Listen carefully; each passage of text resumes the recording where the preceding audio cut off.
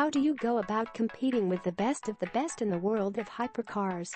Apollo thinks it's got an idea, as evidenced by its new flagship. Dubbed the Intensa Emozione, Italian for intense emotion, Apollo is seeking to bridge the gap between pilot and machine with an old-school, raw, and unbridled approach to making speed.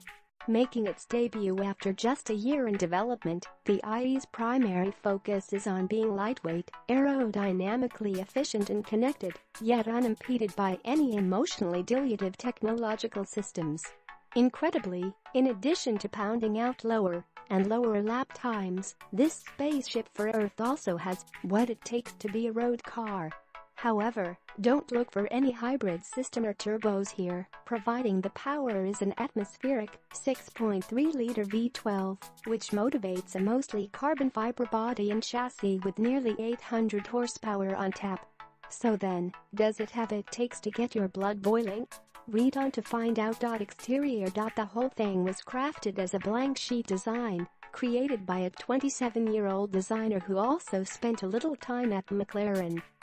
First things first, this thing is simply jaw-dropping, a vision in raw, bare carbon fiber. The composite weave is on full display and works well to enhance the IE's otherworldly shape and design. It truly is an insanely complex thing to pick apart, with shapes and structures that jump out at you from just about every single angle.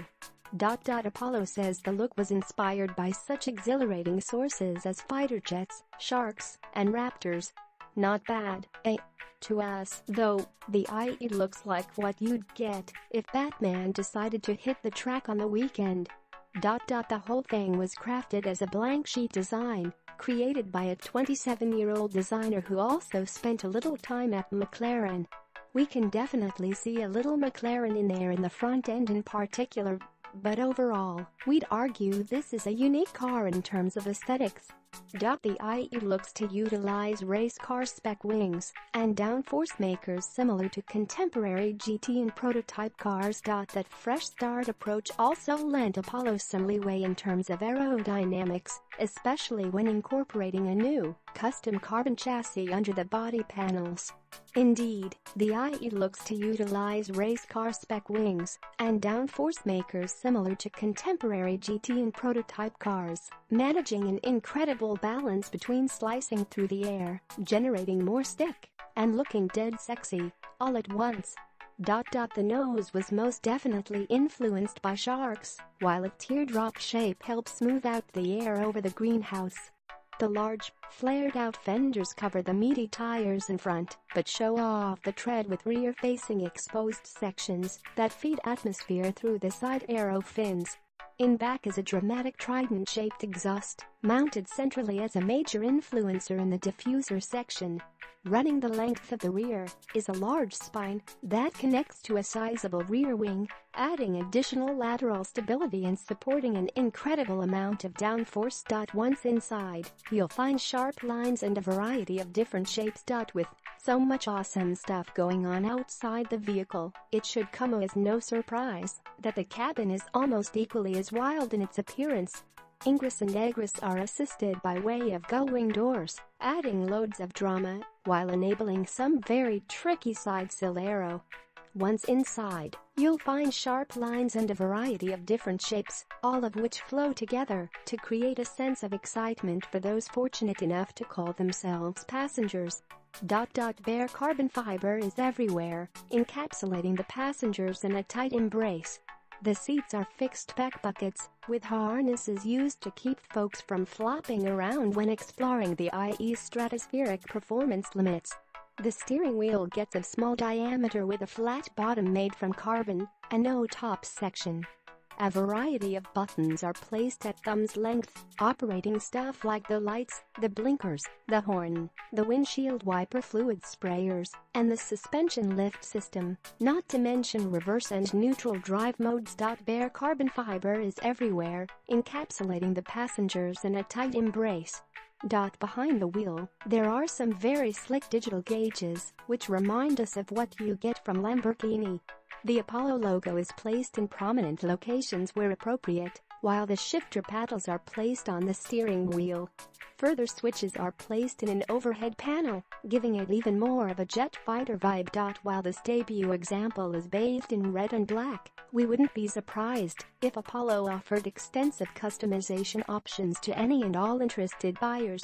New color schemes, a plethora of high-end materials, and maybe even some basic infotainment are all likely culprits here. Drivetrain mounted in the middle of this beast is a naturally aspirated 6.3-liter V12 engine. Let's just get straight to the good stuff, shall we? Mounted in the middle of this beast is a naturally aspirated 6.3-liter V12 engine. Press firmly on the loud pedal, and it'll unleash as much as 780 horsepower at 500 RPM and 760 Nm, 561 pound-feet of torque. It'll also spin to up to crazy heights, redlining at an ear-busting 9,000 RPM. And, might we add, what a soundtrack it creates. The exhaust note is similar to something we'd expect out the back end of a Le Mans prototype race machine, and as such, it does a good job complementing the otherworldly exterior. The acceleration figures are equally impressive, with a 0 to 60 miles per hour sprint done in 2.7 seconds, and top speed rated at 208 miles per hour. The exhaust note is similar to something we'd expect out the back end of a Le Mans prototype race machine. Developed in conjunction with Autotecnica Motori, an Italy-based speed shop that specializes in high-performance engine applications, the IE is a welcome break from the usual forced induction and battery-assisted systems that seem to be more and more commonplace these days. The decision to refrain from using any emotionally dilutive technological systems, such as hybridization, was made to deliver a modern, yet nostalgically pure, unadulterated sensory experience, IE says. The sound, throttle response, and power band are all part of that experience, and traditionalists are sure to appreciate the effort. Interestingly, there are still several onboard electronic systems that help to harness all that output. So it would be unfair to characterize the IE as a totally analog experience. More on that in a bit. It would be unfair to characterize the IE as a totally analog experience. Routing the output to the pavement is a sequential 6-speed plus rev transmission from Hewland. Features include electro-pneumatic paddle shifters mounted to the steering wheel and interchangeable gear ratios for further performance customization. Compared to a modern double-clutch unit, the 6-speed in the IE is lighter, although it's said that a new 7-speed DCT is also in the works. Finally, a pair of semi-axles from Panko Racing Systems AG, a speed shop based out of Austria, helps to put the power to the ground. Made from a lightweight superalloy, it's a fitting complement to the rest of the low-weight drivetrain setup. Chassis and handling. The Apollo Intensa Emozione seeks to combine big racing spec aerodynamics with huge mechanical grip for tons of cornering speed. When it comes to tackling some apexes, the Apollo Intensa Emozione seeks to combine big racing spec aerodynamics with huge mechanical grip for tons of cornering speed. However, as you might imagine, reducing the IE's curb weight was also a major focus. Apollo calls the IE a superleggera, literally super light in Italian, and used loads of exotic materials to keep the thing as feathery as possible. Under the body panels is a custom carbon fiber chassis for improved torsional rigidity, with a carbon fiber monocoque, as well as carbon fiber construction for the front and rear subframes. All told, the chassis is just 105 kilograms, 231 pounds, and that includes the combined weight for the monocoque and both subframes. All told, the chassis is just 105 kilograms, 231 pounds, and that includes the combined weight for the monocoque and both subframes. To keep it safe, the IE incorporates custom carbon fiber crash structures in front, a design that's similar to what's used in Formula One. Further Formula One inspiration was used for the suspension, where the IE receives double wishbones with push rod and rocker arm architecture, as well as adjustable anti-roll bars. Both the front and rear use this type of setup. The adjustable electronic dampers are from Bilstein and offer up to 3 different driving modes, including comfort, sport, and auto. The suspension was designed for further customization as required by the buyer. We allow our clients the ability to develop their own bespoke suspension setup, says Apollo. Additional tuning can be made via the multiple driving modes, which include wet, sport, and track modes, all of which are selectable by way of an engine map menu accessed on the primary display. The IE seems to offer a certain purity in terms of driving experience. So then, the IE seems to offer a certain purity in terms of driving experience, while also equipping enough modern tech to keep it in the running against its contemporary competitors. To keep it relatively streetable, an electro-hydraulic lifter system is used to manually raise the vehicle by as much as 50 mm 1.97 inches at speeds up to 30 kph 18.6 miles per hour. The IE also includes a quartet of air jacks that allow for easier access in the pits, while participating in various high-performance driving and racing events. To help haul it down, Apollo partnered with Brembo for the brakes, the equipping carbon ceramic discs at all 4 corners. Up front, these are measured at 380 mm 14.96 inches in diameter and 34 mm 1.3 inches in thickness, and come mated to 6 piston calipers. The rear discs are identical in terms of dimensions, but utilize smaller 4-pot calipers. The car weighs just 2,755 pounds, which means that with 3,000 pounds of downforce generated at 186 miles per hour, the IE could theoretically drive upside down. Wrapping the mammoth wheels are tires from Michelin, which help the IE achieve up to 2 Gs in lateral acceleration. What's more, the car weighs in at just 2,755 pounds, which means that with 3,000 pounds of downforce generated at 186 miles per hour, the IE could theoretically drive upside down. And you know what? We aren't surprised. I mean, this thing looks like it came straight out of a video game. Why shouldn't it drive like that too? Prices Apollo says it has a time attack race program in the works, to which each IE owner will be given exclusive access. Apollo says it's only gonna build 10 examples of the Intensa Emozione, making it rather exclusive. Each will offer as much customization as requested by the buyer, but will also include an opportunity to fine-tune future development of the IE, as well as future Apollo projects and models. And that involves participation in various private test sessions on the track. What's more, Apollo says it has a time attack race program in the works, to which each IE owner will be given exclusive access. The competition opportunities will be held at various European racing circuits. What's more, IE owners will be given priority should they elect to purchase Apollo's forthcoming Aero model, which is scheduled for a debut in 2019.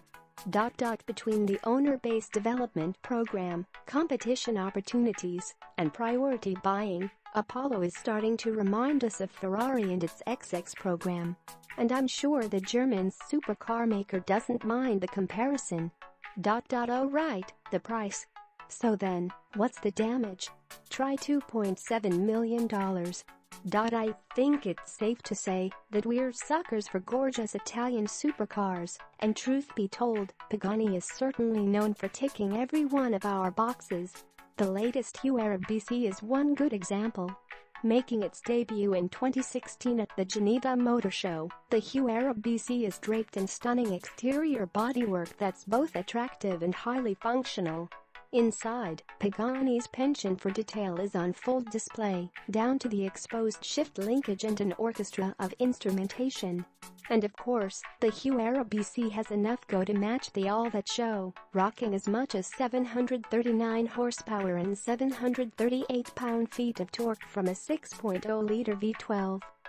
Competition. These Swedes are another major force in the segment, with the latest version of the Agera challenging the best of the best from around the world for supreme velocity domination. Dubbed the RS, this slab of speed gets revised aerodynamics for even more stick, generating up to 1,000 pounds of downforce when traveling at 155 miles per hour. Making it go is a mid-mounted 5.0-liter V8, which is stuffed by twin turbochargers to produce as much as 1,160 horsepower. Opt into the 1 megawatt package, and that figure rises to an astonishing 1,341 horses. Conclusion: the IE is a little more refined because of tech like traction control and adaptive dampers, but Apollo shouldn't scare away customers just for the sake of making the IE more brutal. Apollo makes it pretty obvious what it's trying to do here with the Intensa Emozione, and overall, we approve. Basically, Apollo contends that in the never-ending march towards the utilization of complex technology, the emotional connection between pilot and machine was left behind, sacrificed in the name of more efficiency, bigger numbers, and more speed. All the automation that is meant to make the driver's job easier has taken something fundamental away, Apollo argues. Something that made up the roots, that created the passion, drive and automotive culture and history that we have all learned to love. That pure, raw, emotional connection that binds driver and car. In some respects, we agree, despite the inclusion of programmable traction control and adaptive dampers.